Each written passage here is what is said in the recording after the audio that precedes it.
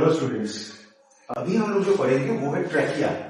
अब जब जैसे देखोगे ट्रैकिया का टोटल लेंथ कितना होता है, मेन में एंड वुमेन में थोड़ा अलग होता है।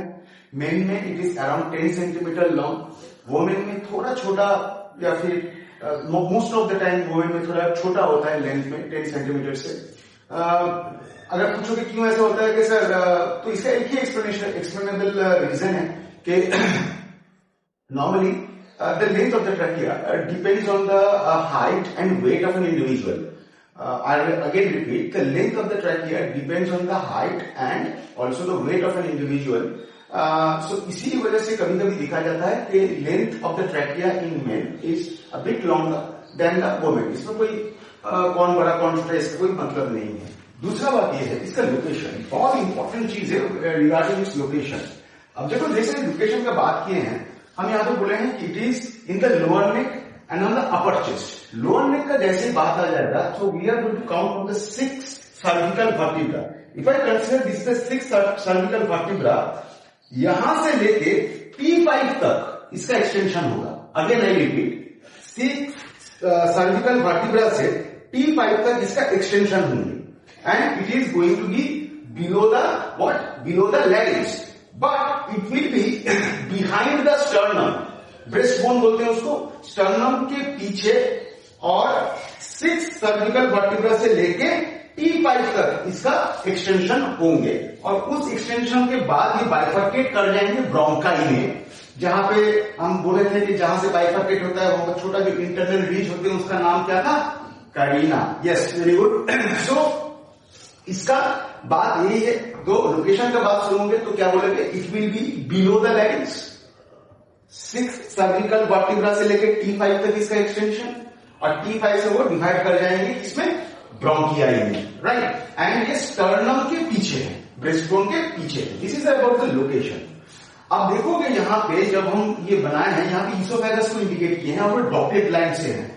एनाटॉमिकली कोई भी स्ट्रक्चर और एक कोई ऑर्गन के अगर पीछे हो तो it is represented by dotted lines. So जैसे याद करके देखो, अगर यहाँ पे हो गया क्या, ट्रैकिया, इसके पीछे होगा ईसोफेगस, और ट्रैकिया में जो सी शेप कार्टिलेजेस होंगे वो क्या होगा, डॉर्सली इनकम्प्लीट, माने पीछे से वो इनकम्प्लीट होंगे और सामने से वेंट्रली कंप्लीट होंगे, राइट। याद है ना, ऐसा करके दिखाया कि वेंट्रली कंप्लीट और ये डॉर्सली इनकम्प्लीट, और इसके पीछे कौन होगा, ईसोफेगस होंगे। So this is the location, that's why I have been. और इसके सामने क्या है, स्टर्नम है। C6 डॉर्सल साइड से बोलेंगे सर्विकल वर्टिब्रा से T5 तक इसका एक्सटेंशन है, और वहां से वो डिवाइड करके क्या बन गया, ब्रोंकाई बन गया। अब ये सी शेप हायरिंग कार्टिलेज का बात जब करते हैं, ये जो सी शेप हायरिंग कार्टिलेज का रेफरेंस पॉइंट क्या है, जब भी ट्रैकिया में अगर कोई एयर नहीं भी रहा तब भी ट्रैकिया को कोलैप्सिंग होने से बचाएगा। In the absence of air also inside the trachea, it will prevent the trachea from collapsing. That is the primary function of this C-shaped cartilage, right? दूसरा बात से हायरिंग कार्टिलेज का बात किए हो, हायरिंग कार्टिलेज का बात क्या होता है, हायरिंग कार्टिलेज में सिर्फ यही होता है कि इसका ग्लासी अपीयरेंस है। एंड सेकेंडली, एक सेकेंड, थोड़ा डिस्टर्बेंस आया है, एक सेकेंड।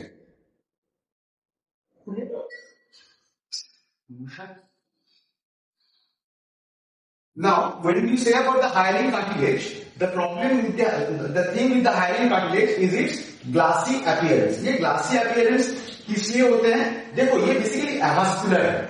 एवास्कुलर का मतलब क्या है, कोई भी ब्लड वेसल्स का कनेक्शन इसमें नहीं है। तो कोई भी अगर ब्लड वेसल्स का कनेक्शन इसके साथ नहीं होगा तो इसका रीजनरेशन प्रॉपर्टी क्या होगा, कम होंगे। That gives the glassy appearance and it is avascular, and because of that it has got very less regeneration property.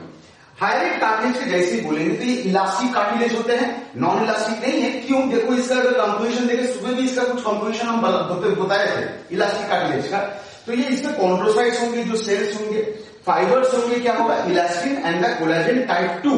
So basically जैसे हम लोग सांस ले रहे हैं, बाहर छोड़ रहे हैं, so it creates some friction, so it reduce the frictions, it reduces the friction और उसमें इलास्टिसिटी प्रोवाइड करते हैं during that process of inhalation and the exhalation. So this is about the hyaline cartilage, which is basically it is present, which is there in the C-shaped cartilage. दूसरा बात, trachea का अगर consideration करें total length of the trachea में किस किस्म का tissue रहेंगे. Very important, the kind of tissue which is present in the trachea, it is called as pseudostratified ciliated columnar epithelium. Now ये क्या होता है सर, यहां ध्यान से देखो, ये सिंगल लेयर ऑफ टिश्यू होते हैं. इसमें तो फिर सर स्ट्रेटिफाइड बोले नहीं, स्यूडो स्ट्रेटिफाइड बोले हैं. स्यूडो वर्ड का मतलब होता है फॉल्स स्ट्रेटिफिकेशन. ये कैसा मतलब होता है, मतलब एक इल्यूशन क्रिएट करता है कि दिखने में लगेगा कि इसका स्ट्रेटिफिकेशन है, लेकिन एक्चुअली नहीं, ये सिंगल लेयर है. तो फिर क्यों बोला जाता है इसको pseudostratified sir? The reason is, ये जो अगर टिश्यू बोलते हैं स्यूडो स्ट्रेटिफाइड में, इसका ना न्यूक्लियस का लोकेशन ना अलग अलग जगह होंगे. So the location of the nucleus creates, as it is in different places, creates the confusion and make it seems look like it is stratified. It is not. But due to the location of this nucleus at different places, it gives you the impression that this epithelium is stratified, but it is not. That's why it is called pseudo-stratified epithelium. Now, why it is called ciliated? Because it contains cilia at the apical part of the columnar tissue. तो ये columnar sales के एकदम ऊपर में देखो apical part में सीलिया है, इसीलिए इसको सीलिएटेड बोले हैं. और देखो इसमें सेल्स का कैसा शेप है, कॉलमनर शेप सेल्स है. दूसरा बात यहां है, तो यहाँ गॉबलेट सेल्स बनाए. क्यों सर बना दिए गॉबलेट सेल्स? गॉबलेट सेल्स यहाँ पे होंगे तो सीलिया भी तो होंगे. याद करके देखो, ये गॉबलेट सेल्स से म्यूकस सीक्रेट होता है. अब ये म्यूकस सीक्रेट क्या करेगा, entrapment of the foreign. If you can remember the previous lectures, I have already told you this. Entrapment of the what? Entrapment of the foreign particles. अब ये foreign particle जैसे entrapment हो गया, ये सीलिया एक upward movement करा देगा and it will eliminate these foreign particles. Either एक cough reflex में भी बाहर निकल सकता है, अगर खाते ऐसा करते जैसे खांसते हैं ना, इसलिए अपवर्ड मूवमेंट करा देगा फॉरेन पार्टिकल्स और कॉफ से ही बाहर निकल आ सकते हैं.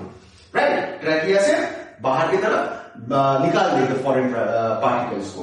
So you can, I think you have understood कि pseudo-stratified ciliated columnar epithelium क्या है और ट्रैकिया के अंदर रह के ये क्या काम कर रहे हैं. You have totally understood this thing. ये ट्रैकिया का लेंथ में क्या होगा, लड़कों में कैसे होंगे, लड़कियां में कैसे होंगे.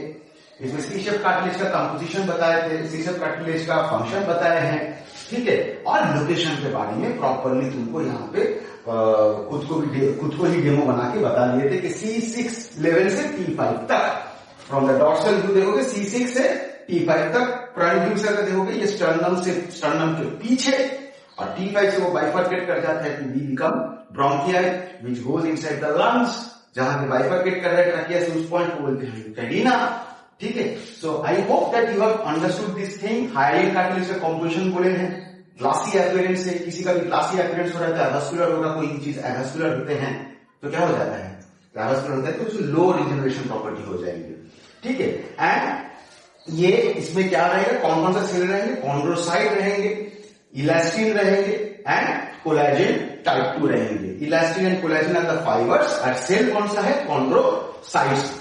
ठीक है, and this is all about, and it is below the larynx also. Trachea is below the larynx, so properly trachea ka location and the points which are going to be associated with the trachea, I hope that you have totally understood this proposition regarding the trachea. Hopefully it will be helpful for you. Thank you.